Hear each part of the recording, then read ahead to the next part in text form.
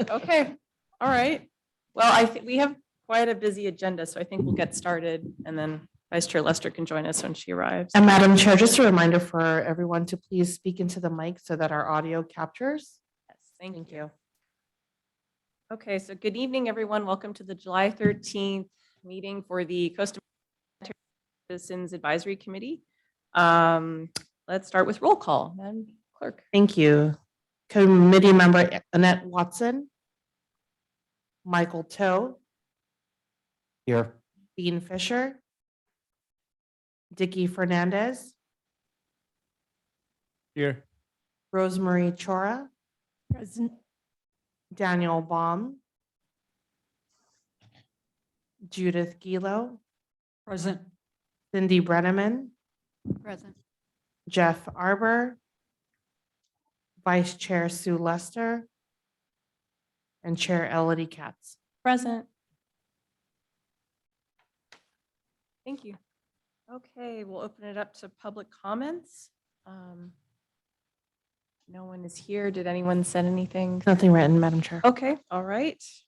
Thank you. Moving along, we'll start with item B1. Approve the Citizens Advisory Committee meeting minutes of May 11th from our last meeting. Would anyone like to make a motion to approve? Okay. I'd like to make a motion that we approve. I actually read every word Excellent. of it this time, Good. so I can make the motion. Excellent. Okay, Cindy is the first. I'll second. Okay, thank you. Michael, second. All right, all those in favor of approving the minutes as they are, please say aye. Aye. Aye. Okay, excellent. Thank you. Passes. Okay, so next item up, receive and file the waste composition study number 2. Yes, Right. Thank you, Madam Chair. I'll introduce Mike Abayez. So Mike Abayez is a consultant for us for NBC. We've hired Mike to do waste composition studies in certain neighborhoods. And the purpose of those studies is really to determine the contamination level of those neighborhoods. And if we find that there is a high level of contaminations, then we go out and send notices to the homeowners reminding them that they have to separate their food scraps and their green waste, keep it out of the trash, otherwise they could get fined starting 2024. So this is the second study that Mike did back in May. He did another one today. So we don't have any findings of today, but he's going to share the findings from May that he took. He just waste composition study in the Kellybrook neighborhood. So I'm going to turn it over to Mike and we'll give you the results.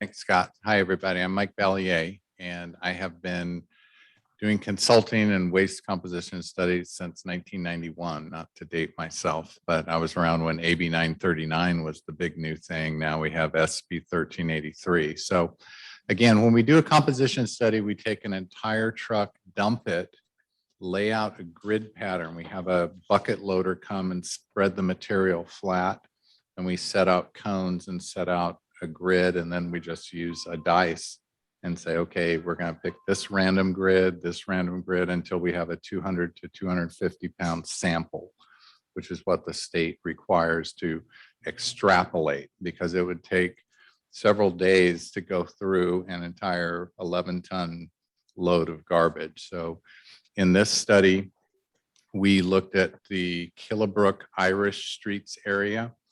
And basically what we sorted for, and there's a method to my madness, we looked for the 2 prohibited container contaminants. That's a new state term now. Food waste is not supposed to go in the trash, and green waste is not supposed to go in the trash. Now, you folks have a mixed waste processing system, so recyclables are supposed to go in there. So the other thing that we looked at is paper and cardboard, easily recyclable items, and beverage containers. The reason for that is potentially the state is making it very tough to do mixed waste programs. So in the future, you may have to look at a 3-cart program. So again, it gives us an idea of what materials would likely migrate out of the trash. So anyways, this area actually did pretty well. Only 7% of what was in the trash that was sampled was green waste, and only 7.28% was food waste. So we had what we would consider a 14% contamination level, which is not bad. because you also have 95, 96% of what goes into your green container, the food waste and green waste that is recycled.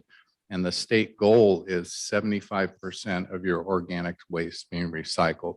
So at least in this area, they're very close to that, doing a good job. Now, unfortunately, we found a little bit more food today, but you'll have to wait till the next meeting to find out the exact percentages there. So that's all I have. I didn't know if we're doing questions or answers or just. No questions? Ah, Why was it, it sounds like this is like the neighborhood that has the most. Like, when you say there's only. Mhm. Well, we're doing random samples quarterly. So this is the one that was selected for this study. The study today was a little bit of west side, east side. It was Wilson Street, Santa Ana, 23rd, Santa Isabella area. And so over the course of the next year, we will get samples from a broad cross section.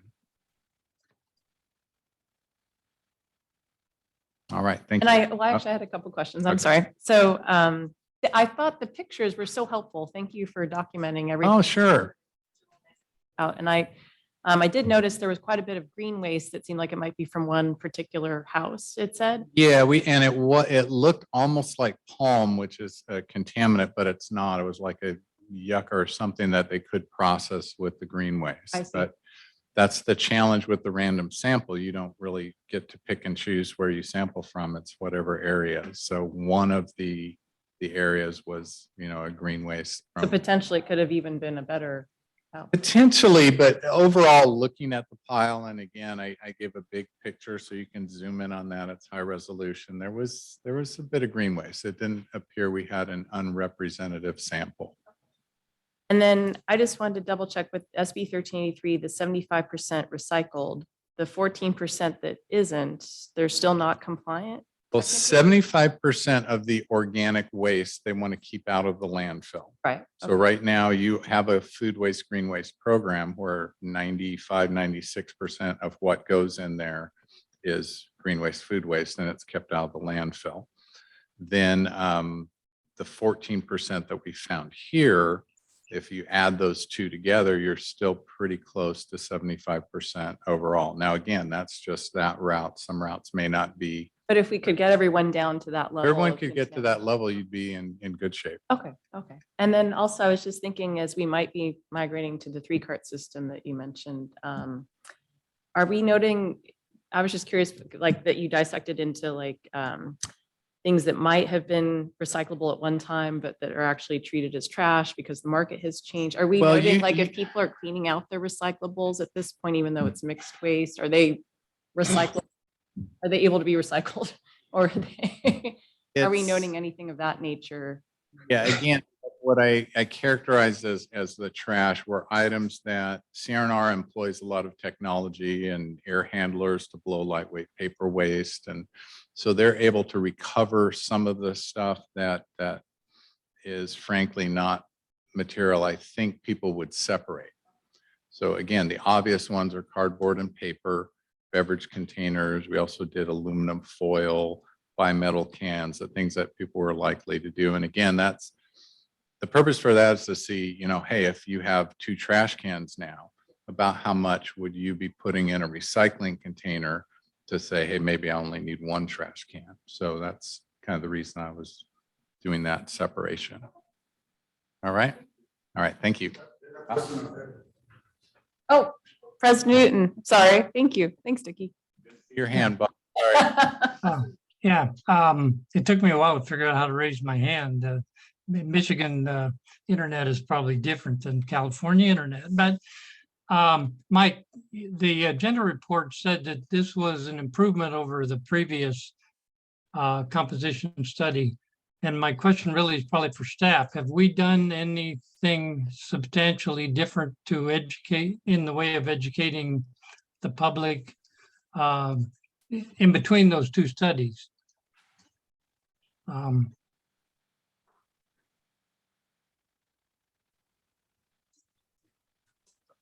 Good evening, President Uden. The answer to your question is no. Everyone was receiving the same information.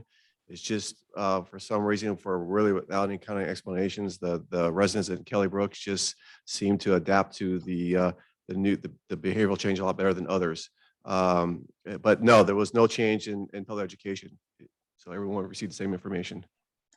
I talked to Midway Sanitary District, Ken Mullins, and he said one of their very effective education pieces was hand delivery of notices to residences. We've done a lot of education through social media.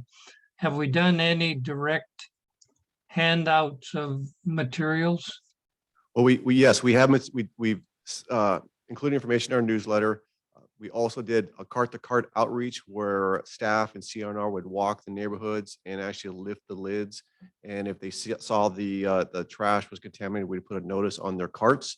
If they did a good job, they'd also get a notice, a good job. So we have disseminated information by hand to certain homes. Yes, we have done Well, that. yeah, my question was not to certain homes, but to all the homes. We're very close, and I'm looking for ways to put us over the hump. So maybe we'll consider it in another session, but thank you. I'll make a comment. Yes, of course. I would just like to comment that Mike Carey lives on Kelly Brook, Yeah, and my mom lives in that area, and we've been hammering all the neighbors. I give Mike Carey probably more credit than me because I've talked to like 3 streets of people, but he literally lives on that street. So if there's been an overwhelming significant improvement, I think we really need to kind of give him a little bit of the credit. And if I may, there is, if you receive the Orange County Register, there was a good story yesterday's morning about SB 1383 and some of the successes and struggles that California is facing with this new law. If you don't have it, I did make copies. I can have Nolani email you a copy of it. It's a very good story. Yeah. Mike? Thank you. Okay, so we'll move on to item B3, the shredding and compost event final report. Yes, thank you, Madam Chair. And as you probably all know, this event was a huge success. It was our first event, and I was very pleased with the success. Just some data for you to know, which is in your staff report. So we had a total of 661 cars that went through the event. They shredded over 11,000 pounds of paper. We gave away 33,600 pounds of composting. We also gave away 200 kitchen pails. And our budget amount was $13,600. We spent $12,600. So good news is we came within budget, which was great news. So I want to give a special thanks to Chair Katz, Vice Chair Lester, and CAC members Brenneman and Tal for participating in the event. Thank you very much for your help. We couldn't have done it without your help. Greatly appreciate it. Expect it again next year, though. We'll probably, because of the success, we'll be doing it again next year. So thank you very much. So happy to answer any questions you may have. Say thanks a lot for putting that on, and all the staff, and as well as the partners with the city. It was a great event. I know in my other capacity, we're looking at events like this too in different communities. So it was great to see how this worked. And just wondering, based on the budget, so you are looking at doing this again on an annual basis, or do you feel based on demand, it may be more kind of, you'll scale it? Well, from what I was hearing from the board of directors a lot yesterday, that sounds like they want to at least do it at least next year in hopes. We believe the participation will kind of probably increase because now the word is getting out there. So it's possible we could probably hit 1,000 cars, next year. So I think for now it's going to be annually, every year, right after the school ends, which was a great timing because there's no school events after they graduate, so it was perfect timing. It wasn't warm outside. It was a great event, great timing. So that's our plan. Yeah. Thanks. I was so thrilled to be a part of it, and I just wanted to thank staff. You guys did such a fabulous job, and Nabila in particular. I know it was a lot of work. It was it was a lot to put together. Yes, it was. She did a great job. Yeah. Yes. comments, and we'll move on to item B4. Consider recommending the Board of Directors approve a 2.8% rate adjustment to CR&R.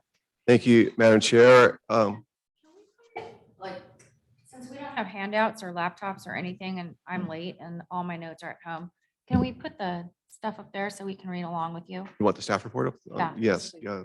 No, can you do that, please?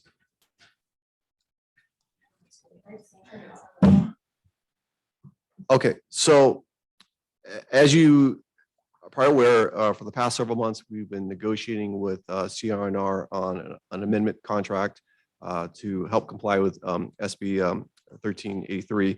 One of the requests that CNR has made to us, and we agreed to bring this to the Citizens Advisory Committee and ultimately the board, is a rate adjustment of 2.8%. This was the request they wanted, was 2.8%. And we staff indicated to CNR that we would look into it and we would recommend approving a 2.8% increase if we can absorb it in our existing budget. If we have to go back to the ratepayers and ask for a rate increase, we will not approve that. And so my finance team looked at the numbers and they concurred that the board could approve a 2.8% rate adjustment that would not impact the ratepayers, so we can absorb that in our existing budget. And I do want to stress that we are recommending a 2.8%, not because of their service levels. We know that we're still having issues on their service levels. It has been a challenge for us, but this is more a reflection on inflation. We know that CNR has experienced inflation costs just like everyone else. And so they requested this 2.8%. We would consider that for the board. So I want to bring that to your attention. It's not a reflection of the service, but more just to offset some expenditures that they're experiencing due to high inflations. So seeking direction from the board, or I'm sorry, seeking direction from the Citizens Advisory Committee today, you can recommend the board approve a 2.8%. You can recommend a lower amount. Or you can say deny it. No, recommend the board deny it to 2.8%. But we're seeking direction from the CAC so we can bring that forward to the board that will be deciding later this month. I suspect lots of questions. Start with Rosemary. How does the contract describe how CR&R can request or when they're eligible for an increase? Well, in the current contract that right now, which we'll probably amend it, with the new amendment, is that they can request a CPI every 2 years. And it's not automatic. They have to make the request. They have to demonstrate to us what is the current CPI for the next 2 years. And the reason why we do that is that in case we have to do some kind of a rate adjustment, we have time to go to do a Prop 218 hearing. But their last rate adjustment they requested that was denied by the board was 5.6%. So that was, I want to say last year. Yeah, last year it was. So. Thank you. No more questions. Back twice. Well, it did. It came back several times that the board wanted to receive some data on their performance and see if there was any improvements in their performance. And so at the end of those 6 months, we gave the report out and they were still experiencing service delays. Staff was recommending denying the request and the board approved that recommendation. 8%, was that pitched by CR&R? Yes. Or did staff suggest? Yes, that was the number they told us they want to bring to the board, the 2.8%. And again, we said, as long as we can absorb it in the budget, we'll consider it. And so if the board approves it, we can do it without going back to the ratepayers. Clarify, absorbing in the budget, does that mean not accessing the reserves? You can do it in the existing budget, not dipping. Well, we're still using reserves to balance our budget. It's going to take a couple of years for us to get caught up, but yes, it's still occurring. I apologize. I don't have my notes. I'm late and discombobulated. Isn't there something else for CR&R on the board's agenda right now that they're looking at, that if both of those things are approved, that it will result in a CPI increase and a hearing anyway? So this by itself may not trigger it, but this with the other thing, and like I said, I don't have my notes with me. Are you referring to the last request? that they've It- made. At- I it think was at the direct- last It was at the meeting. study session yesterday. Director Eccles made the comment that this combined with the contract negotiations with the 3-cart system, that perhaps either way, if one of them happens, you're going to have to move forward with the Prop 218. That is, Both happen. that is true. That is true point. If you, and that's going on to item number 6, as far as negotiation goes. If the board approves the contract terms, yes, we would have to go back to the ratepayers, because the cost they're proposing to the district to implement SB 1383, along with the overhead from staff, is gonna, our expenditures are gonna exceed the revenue. So we will have to eventually go back to the public and request a rate adjustment. That is true, yes, for the contract amendment. So if this gets approved, this 2.8 will be for the next 12 months, Yes, correct? But yes. we're using the last 5 months as a basis to pay the next 12. Correct? Am I understanding that right? No, I don't know what the last 5 months. No, this is basically, well, yeah, I guess you could say, because all of the inflation has been experienced in the last 5 months. So yes, I guess, yes, that's correct. The 5 months that he's showing is the CPI for this area. Yes. Right. June was released today, and that's 8.6%. Oh, I was gonna say it's probably worse. That was 9%, was it? 9% nation, but for this area, it's 8.6. I would strongly support this, just from seeing what's going on in Santana. They just started their contract with Republic Services, and Republic Services is losing people because they're sticking to a certain contract and their employees are just leaving. So, service level might not be where ideally it should be. It could get worse, just from what's happening in other cities. And I totally appreciate that. And I mean, obviously, they're incurring more expenses. But then the flip side of that, I look at it as, let's say the tables were turned. Let's say the district was experiencing a problem. And we went to our vendor and said, we need you to give us a discount because we're having a problem. I just don't ever see that happening in this world. Maybe I'm wrong. I feel like we make more concessions that end up being at the cost of the ratepayer. And when I say we, I don't mean specifically only the district. It happens at the city level. It happens everywhere. But if the 2 items being considered for CR&R are approved, the ratepayers are going to get hammered again. And they've all experienced a lot of inflation and the same stuff, but on a very smaller scale, on an individual scale. And I just feel like I don't fault them for asking. And I mean, they are experiencing obviously some issues, but I also kind of feel like we're rewarding bad behavior. I mean, are they at least up to date? And I know one has nothing to do with the other, but are they at least, do they have everything up to date in their contract where they're all within the bounds of their contract now? Because I know like they had trucks that were older than they should be. And like, is all that stuff still caught up? I know the missed pickups are still an issue. No, I mean, they do have two new units in operation right now. They have another 2 units have been delivered, but they're still waiting for some additional parts. That's another issue because supply chains, as we know, is behind schedule. So that's being delayed. So they have 2 more trucks waiting to be in service. They did add another driver to the bulk item collections to help offset some of the demands on the bulk items. So hopefully we'll see some improvements on that. But just they're having issues. There was another story in the Register today about Republic Services not having enough drivers. And it's an industry standard. Their customer service center, they have 60 employees fielding calls, but they need about 70 to really make it adequate, so people aren't waiting long. And they're having a hard time finding that recruitment. So they're looking at updating their pay scales to help with recruitment. They're looking at bonuses, other benefits that can help recruitment. But it's tough going out there trying to find people to provide that service. And it's just not. And I have to. It's just not CNR. And I know it's not an excuse, but it's really an industry standard that all the solid waste industry is experiencing. And as I mentioned, this, I know you might think it's rewarding bad behavior, but we're seeing it. It's not a reflection of that. It's a reflection of the additional costs that they're experiencing. So they're making the requests, and like I said, as long as we can absorb it in our budget, we're comfortable with the request, but it's ultimately up to you to make that decision. What I would ask you to think about, I mean, the ratepayers are not getting hammered with this approach, but so ratepayers are not impacted by this. I just finished negotiating a labor agreement for hiring for about 300 employees. We're having to extend the commitment.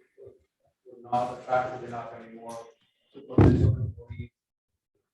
This is going all around. So if it's not being impacted by the budget, it does a service to the community, even if it's not the ideal service, the community still benefits. I see the potential negative impact. The benefit we get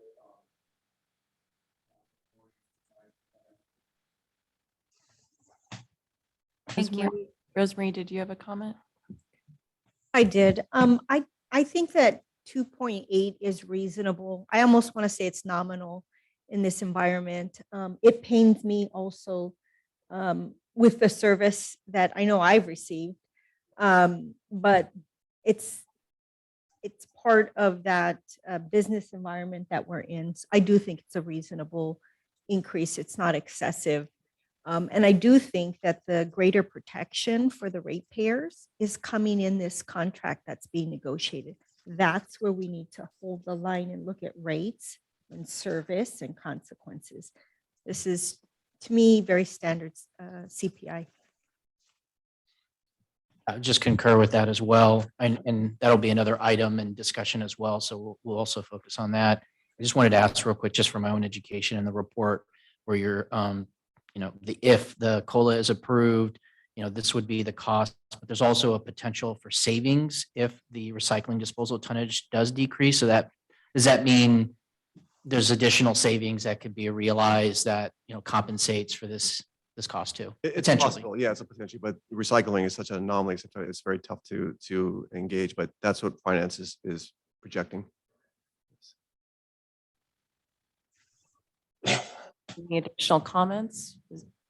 Or feel like we're close to making a recommendation to the board?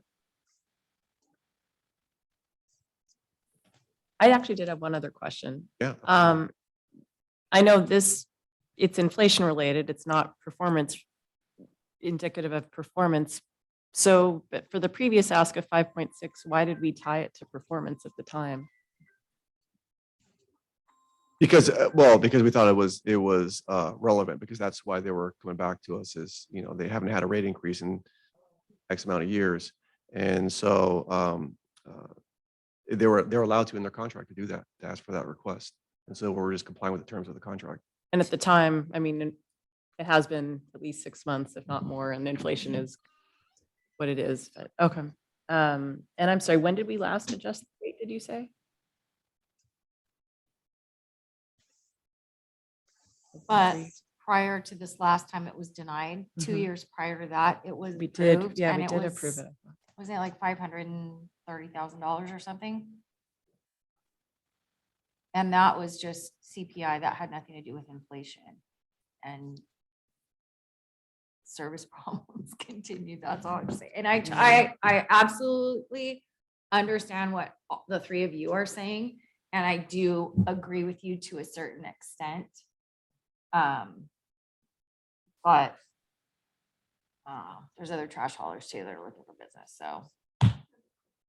Yes, please. So if this is not tied to performance, if it does get recommended, how do we make that clear that this is just COLA? It has nothing to do with your performance? That we're all aware that they have performance issues. Yeah, well, we described it in our That's already- staff report. Very clear. Yeah, it's in our Already staff report. Yeah, stipulated that. yeah. Yeah, That's already out there. that's a fair point. We don't want. Yeah, We don't want anyone to think that. Yeah, so I mean, that's a good, I mean, Performance has if someone, your neighbor comes to confront you, well, why'd you approve that? It's regarding inflation, not service levels.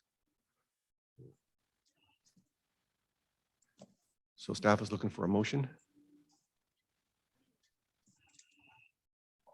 Second.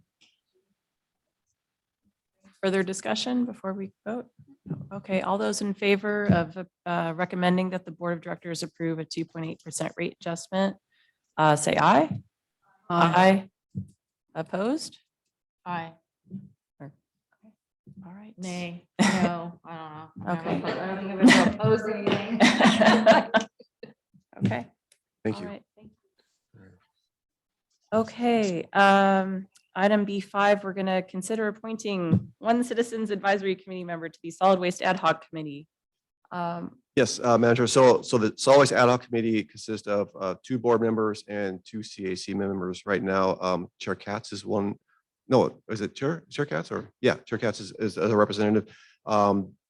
The second representative is no longer on our CAC, so that's why we're seeking a second appointment to the Solid Waste Ad Hoc Committee. The board has directed staff to schedule another meeting here real soon to talk about SB 1383 and public education. So those are some of the items we'll be talking about. So once you appoint the CAC to the Ad Hoc Committee, Nalani will send out an invitation for a meeting, and I think we could do that by Zoom.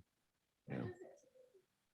It's not a standard meeting. It's basically on an as needed basis, or The committee's been around for 3 years. it's been now. around for a It's been couple of long years. Yeah, time. but we don't. And- But is it, But it's is it fairly usually on a intermittent. particular day when No, you No, have no, it? it's or very you just intermittent. Figure it out. So We just everyone kind of can figure go? it out so It's everyone's it's available. why it's an ad hoc committees, right? There's no really set date or time. We just look at what works for everyone. And then we pick a date and time, and then we will decide, do we need to meet again? Yes or no? So it's basically it's just a as needed basis. I'm happy to participate if you need a volunteer, because I'm really hard on them. And so I like, that's always an issue for me. So it may give me a little bit better appreciation from where they're coming from and also give another so- view. No, like 3-card system, which we'll talk here in a little bit. That's something we'll talk about as well. And so there's a lot to talk about with the committee. And just in depth on solid waste issues, or is it? Yeah, it's a solid waste ad hoc committee. Other issues or 1383 or? Anything related to solid Kind of waste. a mix. The first big issue, what was it, to hire Tripepi Smith? We were Yes. Looking to hire a PR agency, public relations agency to kind of help us educate. At the time, it was organic waste, and at the time, it was more the difference between our mixed waste bins from the organic waste and trying to improve our ratepayers' knowledge of what the sanitary district does and how to properly separate their trash. So it was vetting different firms, and so that was the big project Yeah. initially. But they won't be talking about wastewater. It's all going to be solid waste issue. Yeah. I also would like to be considered. I do have some experience in solid waste. It's usually done in the mornings though. Is that going to be an issue? If Okay. Yeah, they usually have it in the morning. That's the only thing. Okay. So Wow, we've never had two volunteers for a committee before. That's wonderful. Are we allowed to have 3 members participate? that's a good question. We usually try to get 2 and 2, but we have 3. Would that wouldn't violate the Brown Act or anything, would it? I guess we could if you want to have 3. Sure. Oh, Mark?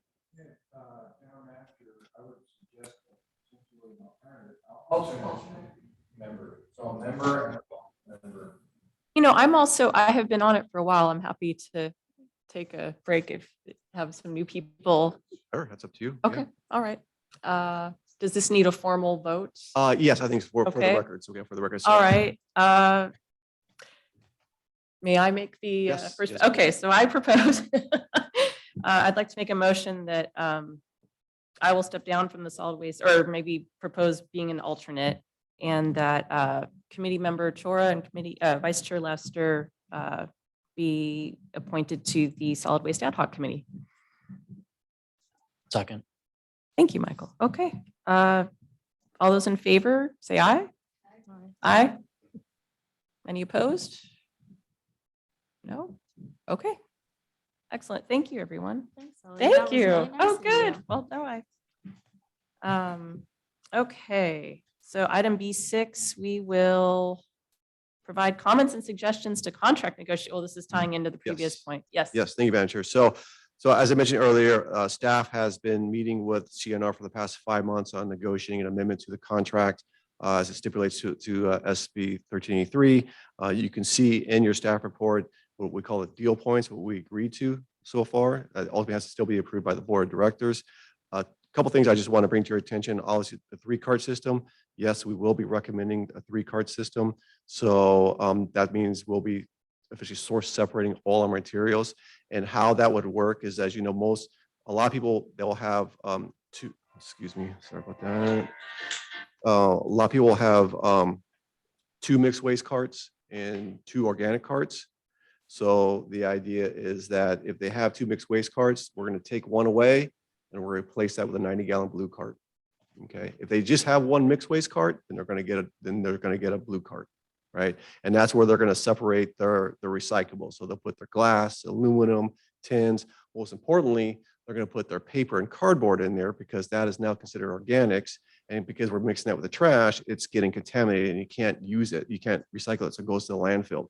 So hopefully by having a blue cart, we can actually get more materials from the paper and cardboard and increase our diversion.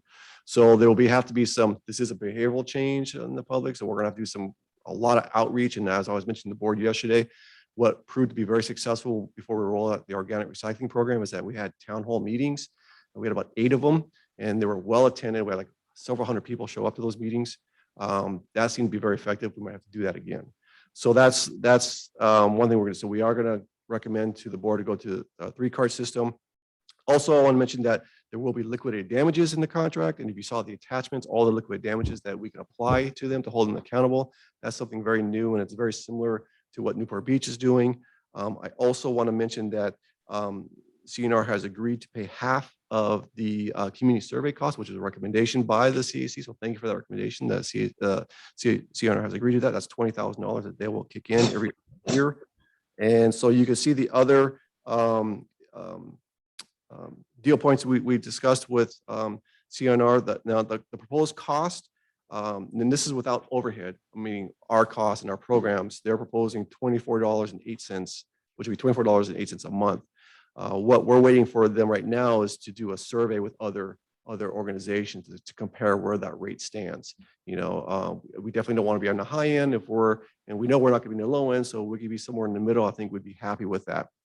But if you just take the 2408 and then if you add our overhead and programs, we're looking at a possible 10% increase in the rates to about $26.68. Again, we're in our 4th year of a 5-year rate increase. In 23-24, the rate will go up to $24.10. That's not going to generate enough revenues for all these new programs or this amendment. So that's what we said earlier. The expenditures will definitely exceed the revenues, and we will have to go to the public and do a Prop 218 hearing or protest hearing.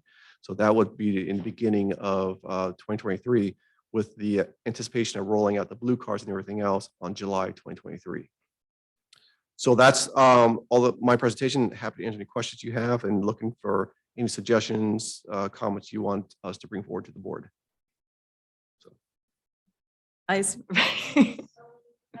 Good.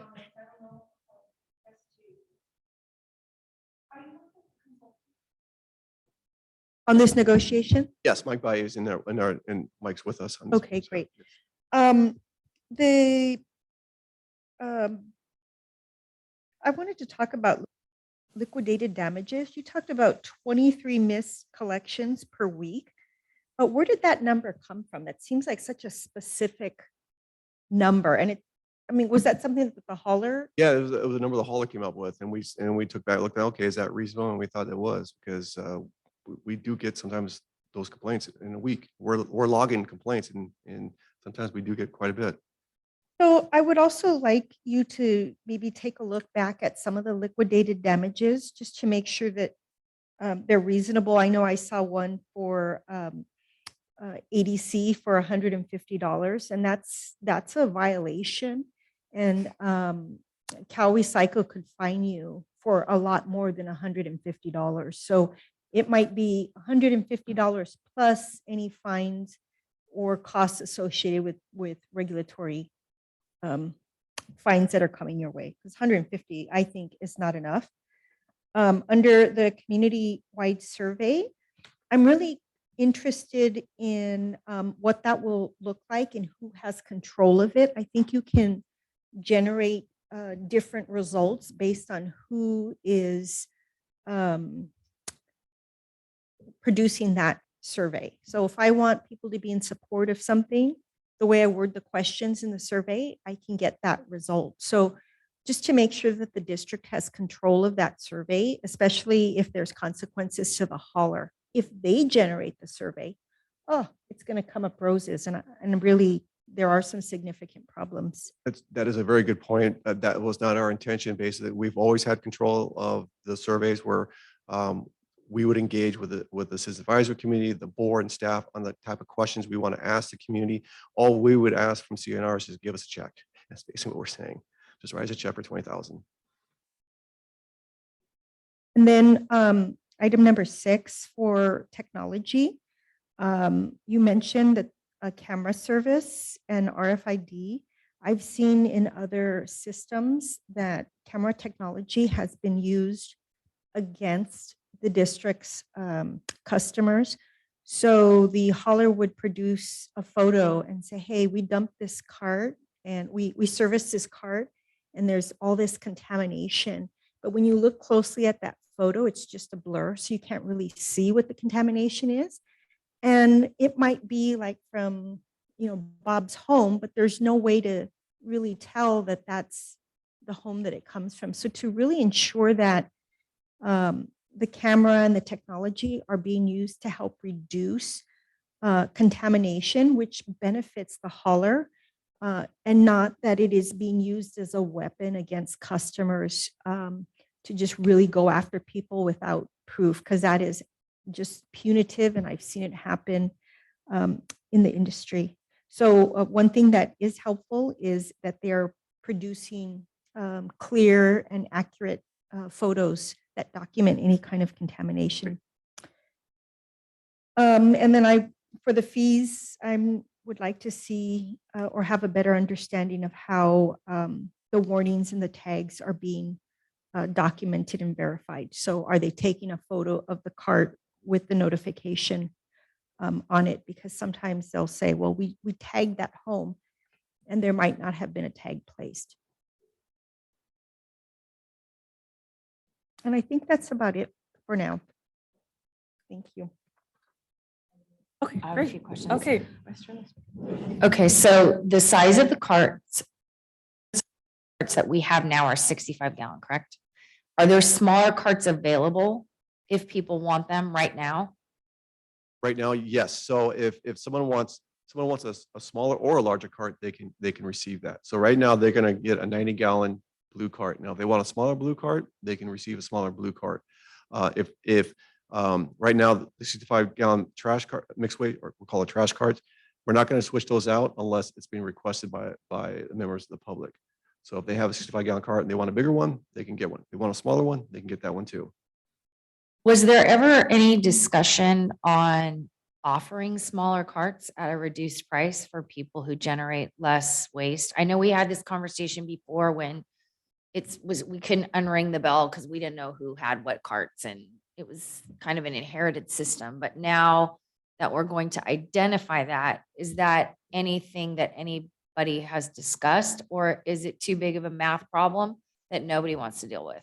No, I wouldn't say it's completely off the table at this point. As you said in the staff report, we did indicate that they're going to be doing a cart size inventory starting in August. And so they're going to get an idea. So you'll get a notice in the paper at home saying that, hey, they're doing an inventory on all the cart sizes and how many carts you have, because they want to make sure some people, as you know, if you have like a third or fourth cart, you're supposed to be charged $8 a month. Right. Well, there are people that have probably excess carts and Seven. they're not being charged, right? And so they want to clean that up. So once we have an accurate cart inventory, I think that's still on the table. Because I do agree with you, Vice Chair Lester, that I do believe, my personal belief in the solid waste, I think it should be like a utility service where the more trash you throw away, the more it's going to cost you, the less it's going to cost you. I do believe in that. But we just got to have all the right tools to make sure that can make that be successful. Okay, because it kind of transitions into the next part of my question. In terms of fees that obviously people who aren't compliant, I know need to be charged and the district's going to be charged and I get all that. But if you have somebody who produces a very small amount of trash and they live next door to somebody who has 8 adults that they fill all their trash cans and then in the middle of the night when nobody's around, they take the rest of their trash and they distribute it into everybody's trash can on the block. Yeah, you can say, don't put it out until the morning. But when you're talking about older seniors that need help from people that don't live with them, that isn't always a possibility. So we have these giant trash cans and they're not putting much in it. And then other people are putting stuff in it and they get fined. Is the burden of proof going to be on, like, how is that going to work? Do people have to start putting cameras out in front of their house to catch trash? You know what I mean? Like, and I know it's not going to be the case for everybody, but it happens quite a bit. We do have an ordinance in place that forbids people from using the other putting their trash in someone else's cart. But you got to get them in the act. You can't just go on what people are saying. You have to have evidence to prove it. Right. And we need to have, that means pictures. We have to have pictures showing someone throwing their trash in someone else's carts. Otherwise, we can't prosecute them. We can't find them because you got to have proof. The other thing is, back to what you brought up about the 23 missed pickups. Is that 23 missed houses or 23 missed streets? Homes. Okay.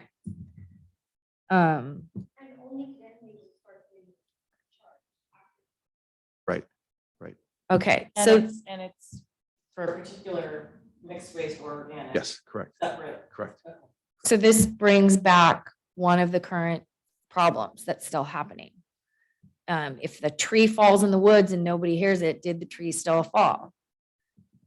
There was a point where my mom's entire neighborhood was getting missed. So I would record her house and it wasn't getting better. So I would drive around the neighborhood and I checked 12 streets. I reported on the app. They counted it as 12 missed pickups because I didn't list every number on the street or because every person on the street didn't complain. So are we really recording the missed houses or do we just care about complaints and people that don't bother to complain on the same street don't get counted? It has to be, if someone says, my entire street on Placentia was missed. Well, Placentia's a long street. Where is that? Where are the cross streets? I mean, a lot of people aren't vague. They're pretty vague on when they say the entire streets, right? So that's why we want to know the specific home that's missed so we can document the specific home. Well, I actually went around and said the street. Yeah. And wrote the number of houses on that street, north side, south side. I realize people don't do That that. would be fine. to Or us. east side, west side. That would be fine to us. If you have the number of the street address of each home, then that would count as a miscollection. But if you just say my entire street, I can't just go on Google Maps and start counting all the homes. No, I did that for them. Then we would count that as each home as a miscollection. Unless a ratepayer takes the time to do that. I know, right. Or the other option, I mean, what would we do is if there was a continual base like that, every week, we would send our code enforcement officer out there to confirm, and he would start lifting the carts and saying, hey, are these homes being picked up or not? And so that's another way we can confirm. Have you ever had 23 documented missed pickups? I'd have to look. I'm pretty sure it's close. If not, I know it's close, but I have to look at our Because record. if you've never previously hit 23, I think that number's too high. I'm new to this committee, but I have seen many a times just the whole, not just the block, but the whole area that I drive by to get into my neighborhood. And all the carts haven't been serviced yet. And if you've never hit 23, I can tell you for a fact, we've exceeded 23 several or many times. Well, In the my time, neighborhood as well. the Yeah, time I recent counted up ones. all the houses, it was like 215 houses in one track. And it prompted a call from the hauler asking me how I knew. Not thank you for letting us know. How do you know? Because I drove up and down the street and I looked in the trash cans. The trash was stuffed in there because you guys missed it last week. Oh, Is there, relative to those, questions and concerns and, description of liquidated damages, in terms of, there's a lot of communication around SB 1383, and then eventually when you get to the 3-card system, but what kind of communications go out to homeowners, those within this service area around, if there is a problem, here are the common maybe issues or problem. How do you get people to be aware that they can make complaints when there is a problem, and where do they need to go? And that way that gets recorded more often, as opposed to just saying, throwing your arms up in the air and saying, I'll just wait till next week or whatever. Yeah, and we do have residents that we think that feel that way. Hey, I'm just gonna wait till next week. And we want them to call us or use our app. I think that's another great resource is our app, because we get that 24/7, and then now it's recorded. We have that information. I think that's one of the best tools we can use. But yes, we use our newsletter, social media. We're sending out flyers. We'll have notices on carts. We have a consultant with outreach communication consultant. We're working closely on outreach efforts and how to effectively reach residents. So we're using them as well. So we're trying to use all array of variety of tools to reach the public. And quite honestly, we hope you would help us as well. You're great ambassadors for the district. If you could talk to your neighbors, I know you talk to your neighbors and let them know, hey, call it in, let us know, use our app. I mean, that is a great tool for us, is you, the committee. So if you can help us, that'd be great. Follow-up question to that. When you get notices on the app that say an entire neighborhood or an entire street had been missed, does anyone follow up with CRNR to see what the deal? Yeah, It's usually a broken truck or something. We'll missed with the follow brake. up. We'll ask for their GPS records, hey, can you tell us it was the truck there? And they'll give us the GPS records, indicate if it was there or not. Sometimes, like I said, sometimes we'll send my code enforcement officer to follow the truck or go out there early to make sure the car's placed out as it should be. Because we believe sometimes someone will call us after trucks drive by to say, hey, Sure. they missed my cart. So, But okay. for the 23, are they able, is someone on their end extrapolating, oh, we missed this many homes as far as this metric of 23 Is homes? CNR doing that, Currently, they're not, I assume. We are working with CNR to obtain that data. So yes, so we can, you're right, because we don't want to just depend on the public and ourselves. We want CNR to be honest about it too. So. But I mean, if there is some way they could give you the data so you guys have access Yes, to it yes, as well, we're but working on without it. you having to do all the legwork. Right. Yes, thank Yeah. you. Yes, we are working on that with CNR. Yes. I will say on CRNR's behalf, over the last several weeks, probably the last couple of months, they've gotten a lot better being proactive and letting people know when they're going to have a disruption in service or a delay. I assume they do it with everybody in the area. I get an automated call and I don't even live on that street. I think they just send it to me because they know that if it's missed, I will call them. But that has been better. So I want to give them a little bit of love for that. The other concern I have is it's the whole city that has to change. And I know the district only controls the area that you control, single family homes. When it comes to fees and fines and code enforcement and all of that, is the district going to be handling the district customers and the city's going to be handling the city customers? And are they going to be handled so that it's a universal type plan, or depending on where you live is how you're going to be punished and the way they go about it? You know what I mean? Because I've tried to get some answers out of the city and I've gotten a big fat nothing. Unfortunately, it's going to be different. They're going to have their way of enforcing it. We're going to have our way of enforcing the law. So it will be different. Yeah. Couple of just follow-up questions. So kind of going along the lines here, number 1, number 2, and then number 8. So the 3-card system, how do we other cities right now with their rollout of a 3-card system or 1383 compliance, if we're looking north, south, east, west? And then just the card inventory you mentioned that's happening starting next month. In August, yes. Okay. And then the third one, I know I'm throwing all 3 out. And the last one was the rate adjustments. That provision summarized here, is that identical to the current contract in terms of those provisions for rate adjustments requested? They can request annually. You'll assess that CPI. It's all consistent with the existing contract. Yes, so to answer your first question, we don't know at this point. That's what we're trying to gather that data. We're hoping to get it today from CNR, but there were still trying to get data from other haulers on their rates so we can compare. And we're trying to compare what we call is net to hauler. We want to compare the actual cost excluding overhead. So we're really comparing apples to apples. So we're still trying to get that data. So we're doing the cart inventory in August. They're hoping to give us the results by mid-September, which is our goal. And then I'm sorry, the third question was, repeat that again. 3-card system, card inventory, rate adjustment provisions. Yes, rate adjustment provisions.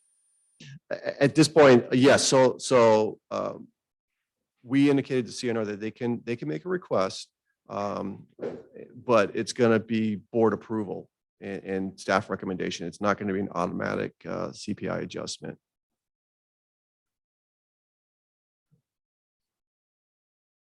I had several questions. I just want to say I love the idea of the liquidated damages, and I liked that it seemed like you took everything from the past year that we've had performance issues with, things like the trucks not having renewable natural gas, and sustainability coordinator not doing the hours they were supposed to do per the contract. So I thought that was great. I loved Michael's idea about when we do more of the community outreach for education on SB 1383, maybe doing a little bit more to explain ways that you can, I don't want to put the onus on the ratepayers, but there are things you can do to complain, and complain's a negative word, but report the missed pickups. And there are things you can do to report to the district so that we can hold CRNR accountable. So that might be a good time to do that as well. I was wondering, and I apologize if I missed it, the damages, liquidated damages, where are they going once we collect them? It would go in the solid waste fund. Okay. Okay. All right. And then the self-reporting RFID cans, I really appreciate what Rosemary brought up because I hadn't thought of that, but I was wondering, as a way to get around having to have people constantly reporting, hey, we have a missed pickup, that could be great to let you know, oh, it's actually been emptied. Yeah, the challenge we're facing, we had that discussion this morning with CNR is how do we get the RFD technology in the existing carts? Yes, that was my question. Yeah, that's where we're trying to resolve. They can definitely put it in the new cars, we Right. roll them out. So we had that discussion this morning. They said they'll get back to us how they're going to address that Okay, issue. because it has a lot of potential. Yes, yeah, definitely. Okay. Most of the existing carts have some kind of number on them. They just weren't recorded when anybody gave them out. So I don't know if that solves the problem. No, I think that's why they're doing the audit, so just to make sure, they have all the T's crossed, I's dotted. So they're doing that in Newport Beach right now. And so with some success, so I'm hoping the same here. I believe we're getting an update on Newport Beach's rollout in September, isn't that? Yes, yes. And then, I'm sorry, I had a couple other questions. Sure. The contamination fee fines, who is administering that? How is that? So there's two type of fines. So there is a contamination fee. In fact, we had that discussion this morning. What's that amount? And so basically they surveyed some of their cities, and it ranges between $15 to $25. So basically they'll get a couple of warning notices first, and then I think after the third time, if it's still contaminated, then they get a $25 contamination fee from CRNR. Now, that increase could increase, but on our end, if we're still seeing continuing, we can give them an administrative citation. And that first violation, administrative citation is $75. Second violation would be $150, and then everything after that be $300. So I can go up to $300, and then $300 every proceeding of that within that year, right? So those are the potential fines. We're hoping that, obviously the $25 fee, most people can afford that, but they're gonna, no one wants to pay it. And, I do believe you got to sometimes hit them in their pocketbook to change their behaviors. So hopefully the $25 contamination fees will get their attention. I feel like And it's I'm sorry to go bounce on that. So CNR will collect that revenues and then Okay. we would get 80% of that.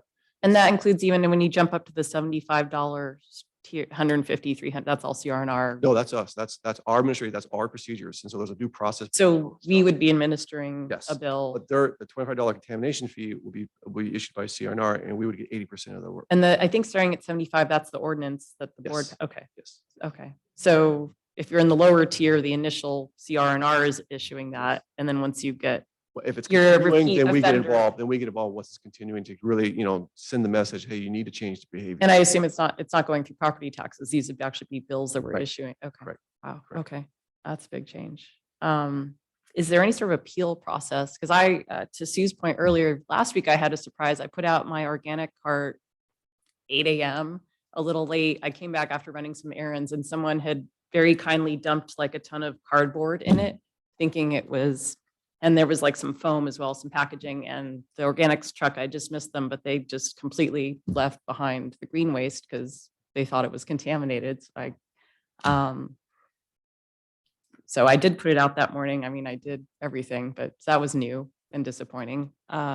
So is there any sort of appeals process? I mean, the $25, but Yeah, I mean, if that's happening to someone constantly and they can't get photos that are clear enough to prove it. Right. I'd have to find out from CNR I'm sure there is what their appeals process. I know we do when we do administrative citation, there is a due process that residents have a right to. I don't know what CNR's procedures are for repeal, but I'm sure they have something in place. We can follow up on them. On that.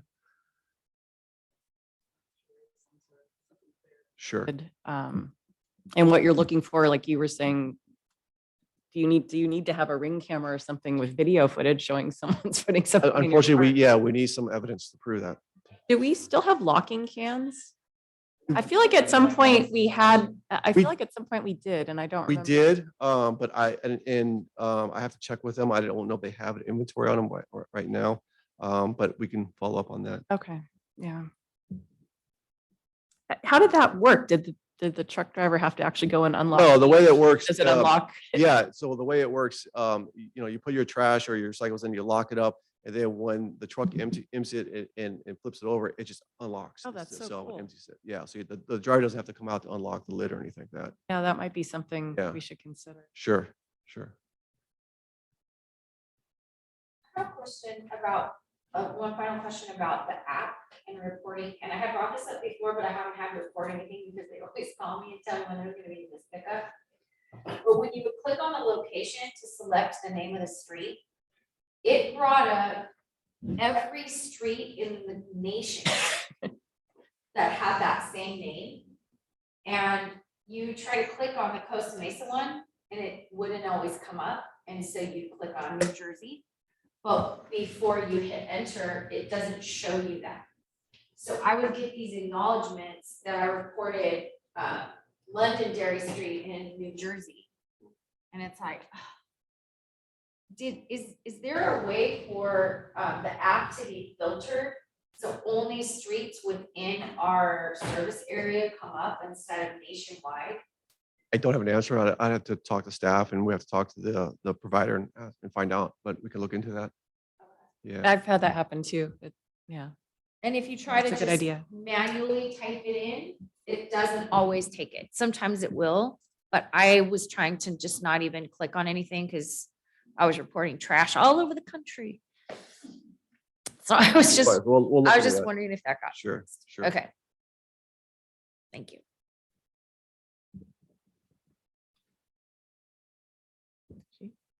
Judy, do you have any? You're giving me the Well, I- look. I have many thoughts.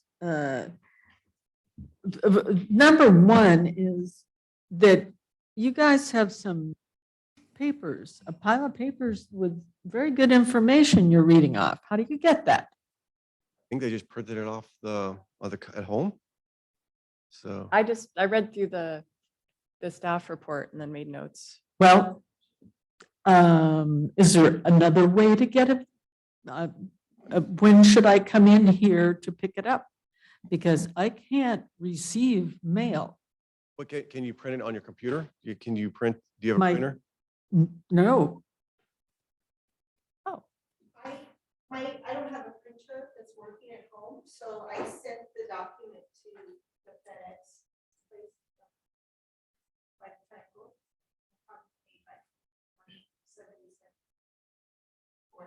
For what did, what, Let me just ask a question. If somebody needs a hard copy in advance of the meeting because they don't have the ability to print it, can they call the district and can somebody print them a copy?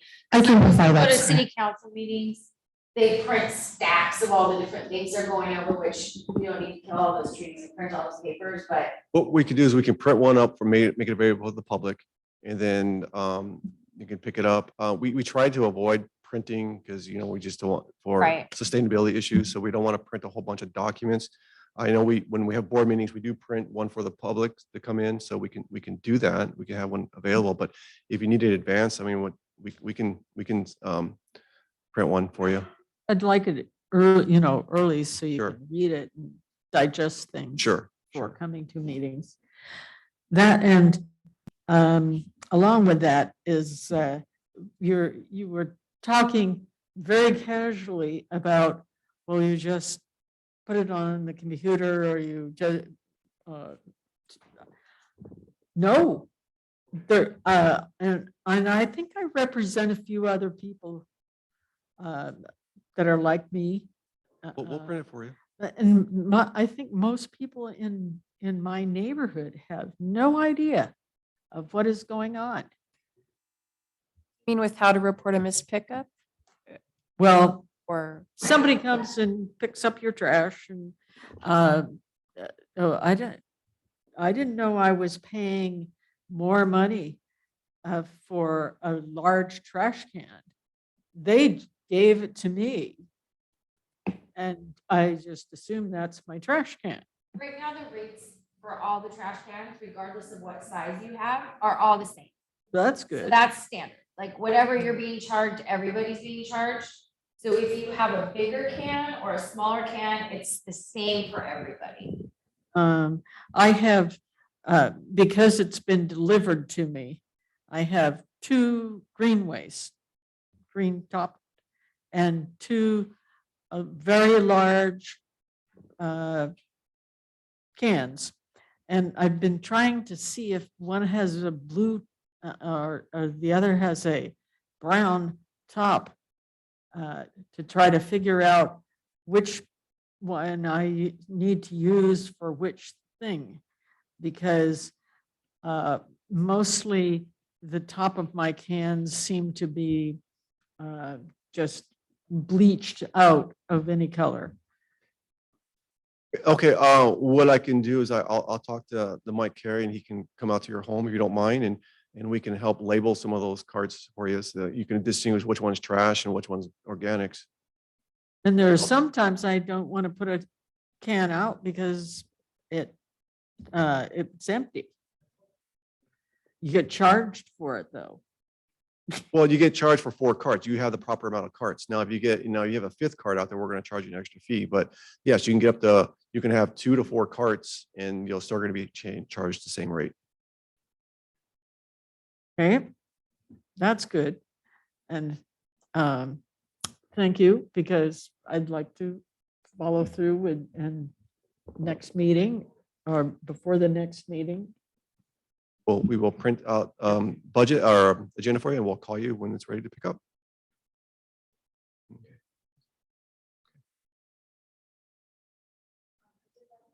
question, are the 35-gallon carts just gone in this new? Don't know.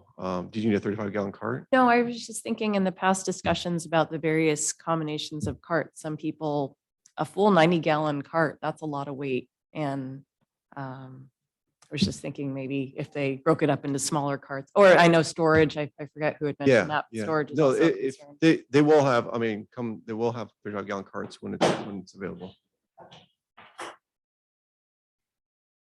But you're paying for it. Oh, yes, yes. Well, until maybe there's something that can be, maybe it could be tiered once we have a better inventory. Okay. Did anyone have any other comments or questions? Rosemary? Great. For the outreach materials, I'm assuming that the district will be able to review the documents before they're distributed. And then I'm assuming also that some of these documents will be produced in Spanish also. Perfect. And then this goes back to the liquidated damages. For the outreach, you talk about having sustainability coordinator for 20 hours a week. The liquidated damages, the dollar amount just seems so low that it might even be cheaper for the hauler to just say, we're going to pay the district's fee because it's cheaper than hiring somebody. So I would recommend that also be increased.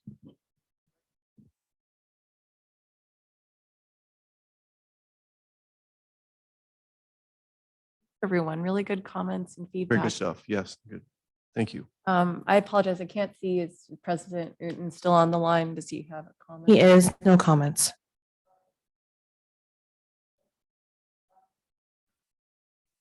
So with that, we'll move on to closing items. Any committee members have any comments? Excellent. I just wanted to mention that the CRRA conference is coming up in the beginning of September. And it is such a valuable industry conference where districts and cities from around the state gather to discuss waste and recycling and organics. And I would encourage the district to participate and send staff or committee members. It's in Oceanside this year, right? Yes, I have Nabila will be attending that conference. My staff. Thank you. Vice Chair Lester? I would like to again thank the district for the shredding event. I thought it was awesome. I'm glad that the city participated. I think the city could do a better job next time, like promoting a little bit more. I think the district did a great job. The sign in the middle of the street was awesome and caught, like the construction sign in the middle of the street was awesome. And I hope we do that again. And then I also just wanted, you guys didn't catch it. I wanted to mention that the board of directors did vote to compensate the employee here that is doing the translating into Spanish for all of the documents. And I just want to say thank you. And I'm glad that they did that. I think in the NRA that at the end of the day, not only are they going to save the district money, but it goes a long way in supporting your employees when they have value added skills to bring to the place of business. So Well, I'm thank you for glad your they support. did that. Thank you for your So- support. That was good. Okay. Tying into that, I believe the board also approved an increase in pay for staff. So I was 5% happy to COLA, see that yes, as yes. well. Okay, if no one has any other comments, staff comments? Yes, thank you, Madam Chair. I do have comments. I do want to talk about the story about the district that was printed in the OC Register recently. Please keep in mind that there are two sides to every story because our side of the story is dealing with personnel matters, and when you're dealing with personnel matters, I really can't share any information with you. However, what I can tell you that there was definitely a cultural issue at the yard. That cultural issue was not acceptable to my standards, to my values. And once I learned about it, I addressed it immediately. I can assure you that the action that we took greatly improved the culture at the yard. After taking action, me and my leadership team, we are routinely engaging with staff, not only at staff at the yard, but staff here at HQ to obtain their feedback on enhancing our culture where employees consistently feel connected, valued, involved, supported, and engaged so we can continue being a high performance driven organizations. I'm very confident that our yard is in a much better place than it was 4 years ago. And I think that's the problem of that story, or the unfortunate issue of that story, is that the reporter was dragging up an issue that occurred 4 years ago. And I know with confidence that that's not who we are. We're not like that today. Here at the district, when we take action, when we take action, we're looking through the front windshield, not the rearview mirror, right? And so those are my comments today. And so happy to discuss. If we want to discuss more offsite, I'm happy to do that. So thank you. Thank you for addressing it. I didn't know about it until this meeting, so I somehow had missed the article. I didn't know about it until just now. I'm glad you handled it. I would just, I appreciate you bringing it up and talking as much as you can. I know there are legal matters and personnel matters, and there are, administrative things that you are required to do, just like in any other public or private entity. My only suggestion would be, if an issue comes up like that as representatives within the community and for the community, if there's any way you can give us a heads up, this is coming out, just to be aware. I'm sure there were internal communications as well, or I would hope, just like I've been involved in, hey, you're going to read about this or hear about this, just to give us the heads up in case somebody, and I understand, again, there are certain issues you can't talk about and legally don't want to put certain things in communications anyways. It's just to give us a heads up, and that would be helpful. Thanks. Thank you. Thank you. Yes. Other comments from staff? President Uten? Is he still on? No, thank you. Okay. Thank you. Okay. It's a very good meeting. I appreciate all your due diligence and comments. Excellent. Oh, good. Well, thank you for joining us, and from Michigan too. Yeah, it's past my bedtime. Well, you're in luck. I think. We're finally done. Yes, I think so. I'll turn the meeting. Our next meeting will be, what is the date? September, the second Wednesday in September. Well, she looks for the date. Don't forget, Yes. Orange County Fair starts on Friday. Oh, yes. Runs through August 14th. Advance ticket sales only. You can't buy them at the gate.